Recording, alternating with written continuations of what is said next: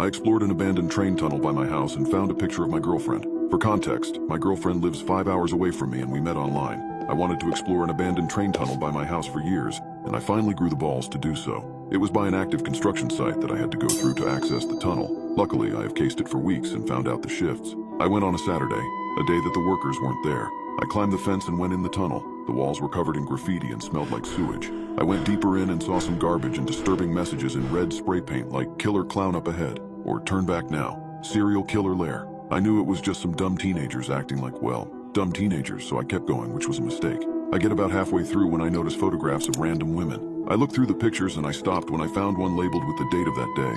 It was my girlfriend I heard laughing, and I've never ran faster in my life. I called her immediately and she said that she hasn't left her house at all today. I wanted to go back in, but who knows who or what took that picture. I can't even call the police since that tunnel is private property and I could get a pretty hefty fine for trespassing. This happened about 3 years ago and both me and my GF are fine, but that still scares me when I walk past that tunnel thinking what lies in there. I did research on the area and nothing came up about any stalking or anything of that sort. I did some image searching on missing people in the area, and none of those pictures were of anyone missing in the past 20 years. I remember thinking, what the fuck, when I stumbled upon this next part. A police report filed an hour ago. It was missing persons case for all the women in the pictures. I remember one of the dates on the picture said September 23rd, 97. So how is there just now a police report? I was doing research on public records for hours, and I found only one police report on a sketchy website.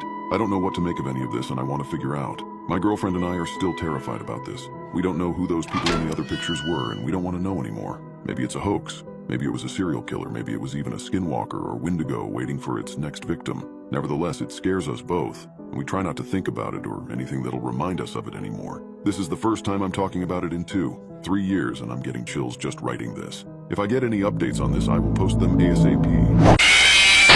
My entire family is doing their chores without me asking, and I'm freaking the heck out. My husband was first. When I came home from work, I found my husband in the kitchen, dish rag in hand, wiping down the counters. "Hi, babe," he said, giving me a kiss. Then he went right back to wiping. "Look, I love my family. They're wonderful. But 99% of the time when I get home from work, the kids are on the TV, and my husband is on his iPad. Thanks for cleaning," I said uneasily. And then that little thought wormed its way into my head. He's cleaning because he expects something in return. Well, that was fine by me. I was tired, but I'd happily trade sexy times for a clean kitchen. But things got weirder when I walked into the living room. My 2 kids weren't parked in front of the TV watching YouTube videos of toys being unboxed and cars crashing violently. Layla was putting her stuffies in a toy bin and Ben was actually doing his homework. I stood there in shock, staring at them. "Hi, Mommy," Layla said with a big smile. "Did you have a good day?" No.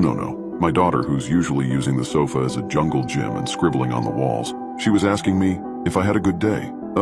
It was fine. Why's it so clean in here? Did Daddy take you out to the park for the day?" She shook her head. "We've been drawing and stuff." She reached over to the pile of paper and pulled out a drawing. It depicted in crude stick figures me holding her hand. "I drew this for you, Mommy." I grabbed the drawing. It said, "I love you, Mommy," with a smiley face across the top. "Thanks. That's very sweet of you, Layla." Things only got weirder from there. Dinner time is always a fight.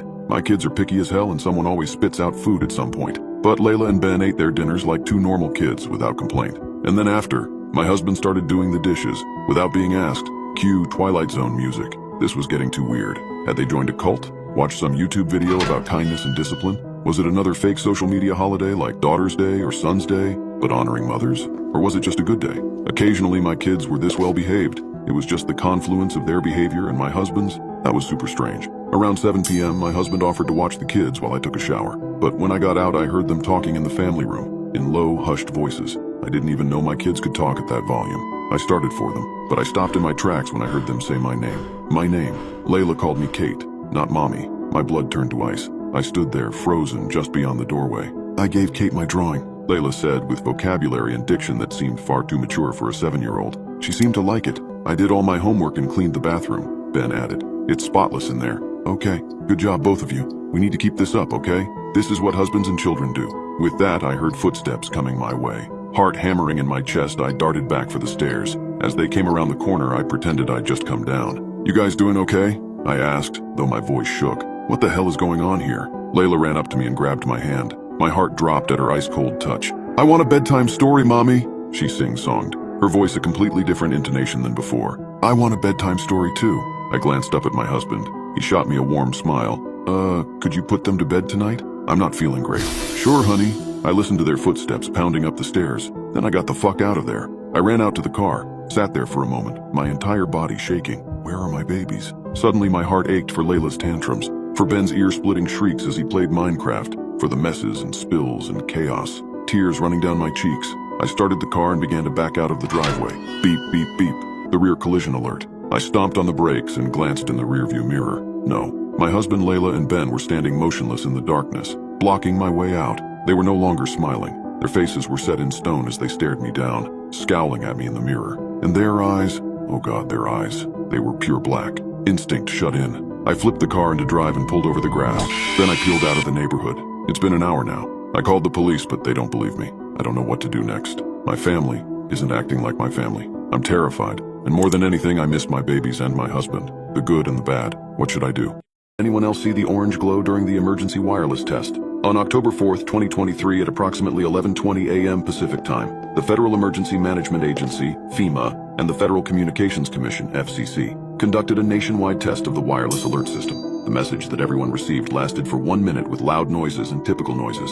It read, "This is a test of the National Wireless Emergency Alert System. No action is needed." Everyone in the United States got that exact same message. Well, everyone except me. I live and work in Portland on the East Coast. My line of work requires going out every morning before the sun rises and taking a boat off the coast some 30 miles to catch as much bass as my nets can handle. It's a simple job. Only me and my best mate Ronnie handle the small boat together, and the day began just like any other. When we first heard the alerts on our phones, neither of us paid very much attention, to be honest. We get random government alerts all the time and didn't think this to be special. Then, off in the distance toward the shore, both of us saw the strangest orange glow cascade over the horizon. We stopped what we were doing and watched in confusion as the glow got a bit bigger, and then we heard this strange buzzing noise. Like the sound of a jet flying overhead, I would describe it. Eventually the light faded and the water was quiet again, and Ronnie gave me a weird look. It was then I took my phone out of my pocket to read what the alert had to say.